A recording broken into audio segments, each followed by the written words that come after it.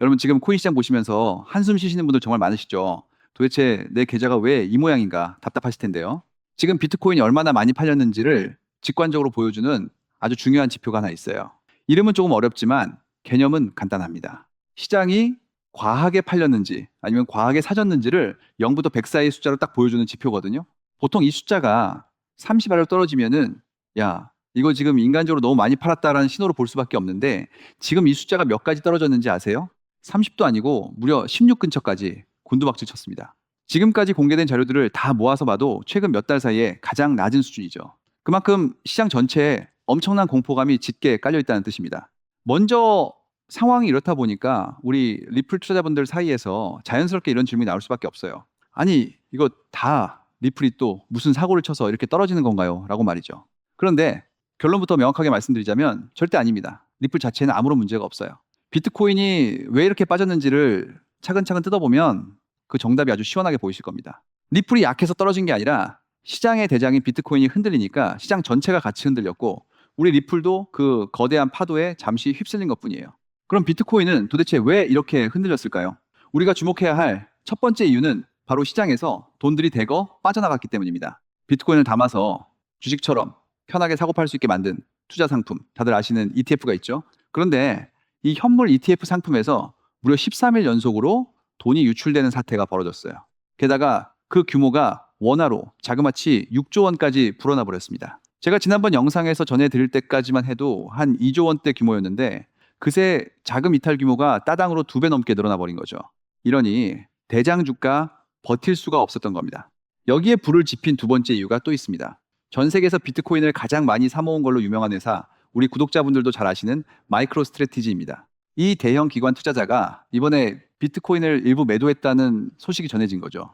이런 거물급 고래들이 움직이니까 시장 참여자들은 더 크게 동요할 수밖에 없었고 가격의 변동성은 걷잡을 수 없이 커질 수밖에 없었습니다. 세 번째 이유는 선물 거래하는 분들의 강제 청산 폭탄 때문입니다. 가격이 일정 수준 이하로 내려가면 돈을 빌려서 투자했던 사람들은 증거금을 버티지 못하고 자동으로 계약이 강제 정리당하게 되죠.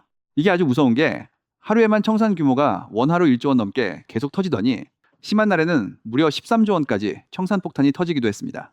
이렇게 레버리지 투자자들을 완전히 박살을 내버리니까 시장이 하방 압력을 견디지 못하고 무너져 내린 겁니다. 상황이 이 지경까지 오니까 시장의 공포 심리를 대변하는 지수가 무려 10위까지 뚝 떨어졌어요. 이건 사람들이 투성적인 판단을 아예 상실하고 극도의 공포감을 온몸으로 느끼고 있었다는 완벽한 증거죠. 자, 여러분 여기까지 상황을 종합해보면 그림이 아주 명확해지지 않나요? 지금 리플의 하락은 대세 하락장의 시작이 아니라 대장주의 일시적인 수급 고임과 공포 투매가 만든 인위적인 폭락이라는 점입니다. 그런데 진짜 흥미로운 이야기는 지금부터입니다. 같은 시간 정반대 방향으로 움직인 아주 놀라운 데이터가 하나 포착됐거든요. 방금 전 비트코인 ETF에서는 6조 원이라는 거금이 빠져나갔다고 말씀드렸잖아요. 그럼 상식적으로 리플 ETF에서도 돈이 빠져나갔어야 맞겠죠. 하지만 놀랍게도 결과는 정반대였습니다. 리플 현물 ETF에는 오히려 지금 돈이 꾸준히 들어오고 있어요. 작년 11월에 처음 출시된 이후로 지금까지 들어온 돈만 해도 원화로 2조 원에 달합니다. 특히 지난 5월 한 달 동안 들어온 자금은 역대급으로 가장 많았는데 대단한 건 이 자금들이 이번 폭락장에서도 전혀 빠져나가지 않고 굳건하게 자리를 지키고 있다는 사실이에요. 다른 대형 코인들에서 돈이 썰물처럼 빠져나갈 때 리플로는 오히려 역대급 뭉칫돈이 유들어오고 있었다는 거죠. 이게 무엇을 뜻하겠습니까? 결국 개인 투자분들이 무서워서 피 같은 물량을 던지고 있을 때 거대 자금을 움직이는 스마트 머니와 기관들은 조용히 리플을 쓸어 담고 있었다는 결정적인 온체인 지표입니다. 이런 흐름을 든든하게 뒷받침해주는 대형 호재 소식도 하나 더 날아왔습니다. 미국에서 가상자산 관련된 법안 중에 가장 중요하다고 평가받는 클레이티 법안이 아주 의미 있는 단계를 넘어섰어요. 지난 6월 1일에 상임위원회를 통과하면서 이제 드디어 상원 전체 회의에서 본격적으로 다뤄질 수 있는 궤도에 올라섰습니다. 물론 정확하게 짚고 넘어가자면 이 법이 최종 통과된 건 아니고 다른 위원회 안건들과 내용 조율도 거쳐야 해요. 하지만 큰 방향성만 놓고 본다면 지금 제도권 금융이 이 시장을 완벽한 정식 자산으로 받아들이고 있다는 강력한 신호를 읽어내기에 충분합니다. 그렇다면 이제 우리에게 가장 중요한 건 그래서 앞으로 어떻게 되느냐? 바로 이 부분이겠죠. 이번 주는 리플의 향방을 가를 정말 엄청난 분수령이 될 전망입니다. 굵직한 일정들이 줄줄이 대기하고 있는데 그 중에서도 눈여겨보셔야 할 시점은 한국 시간으로 6월 10일 밤에 발표되는 미국의 소비자 물가지수 CPI입니다. 물가가 예상보다 낮게 나오면 시장에 돈이 풀릴 거라는 기대감 덕분에 리플 같은 위험 자산에는 엄청난 호재로 작용할 것이고, 반대로 높게 나오면 단기적으로 숨 고르기가 더 길어질 수 있으니 이 숫자를 꼭 확인하셔야 합니다. 그리고 이어서 6월 12일에는 성격이 조금 다르지만 금융시장을 흔들 대형 사건이 하나 더 기다리고 있죠. 일론 머스크의 우주기업 스페이스X가 드디어 주식시장에 상장합니다. 이번에 끌어오는 자금 규모만 원화로 약 100조 원에 달하는 역사상 가장 거대한 상장이에요.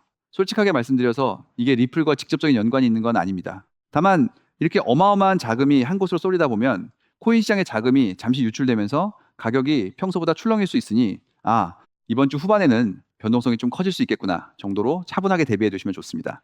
그럼 이 모든 데이터를 종합했을 때 우리가 눈여겨봐야 할 리플의 핵심 가격 라인은 어디일까요? 리플이 반등을 시작할 때 가장 먼저 강하게 뚫어주어야 하는 자리는 바로 1,700원대 중반입니다. 이 가격을 안정적으로 되찾아준다면 강력한 추세 전환의 첫 번째 신호탄으로 볼 수 있고, 그 다음 목표가는 1,900원대 근처까지 시원하게 열리게 되죠. 이 반대로 우리가 리스크 관리 차원에서 조심해야 할 생명선은 1,600원 라인인데, 만약 일봉 마감 기준으로 이 자리가 깨진다면 1,400원까지 밀릴 수 있으니 기준선을 명확히 잡고 대응하셔야 합니다. 물론 리플의 이 모든 움직임은 대장주인 비트코인의 지지 여부에 달려 있습니다. 비트코인 기준으로 현재 가장 중요한 마지노선은 8천만 원대 중반 라인이에요. 이 구간을 비트코인이 든든하게 버텨주어야 시장 전체의 바닥이 완성되고 리플도 혼자 힘이 아닌 시장의 리드로 힘차게 날아오를 수 있거든요. 그러니까 지금 당장 무리하게 포지션을 진입하기보다는 제가 짚어드린 핵심 기준선들을 차분하게 확인하면서 전략적으로 접근하시는 게 훨씬 현명한 선택입니다. 결국 지금의 하락은 리플이 가진 본질이 훼손된 게 아니라 시장의 일시적인 공포가 만들어낸 데겐 아주 매력적인 박앤세일 구간인 셈이죠. 모두가 두려워할 때 조용히 리플 물량을 매집하던 기관들의 움직임을 우리는 지표로 똑똑히 확인했습니다. 위기 속에서 진짜 기회를 포착하는 사람만이 자산시장의 거대한 과실을 따먹을 수 있는 법이거든요. 우리 구독자분들은 이번 고비를 슬기롭게 잘 넘기셔서 앞으로 다가올 대세 상승장에서 정말 큰 수익 거두시고 성공적인 투자의 기쁨을 함께 누리셨으면 좋겠습니다.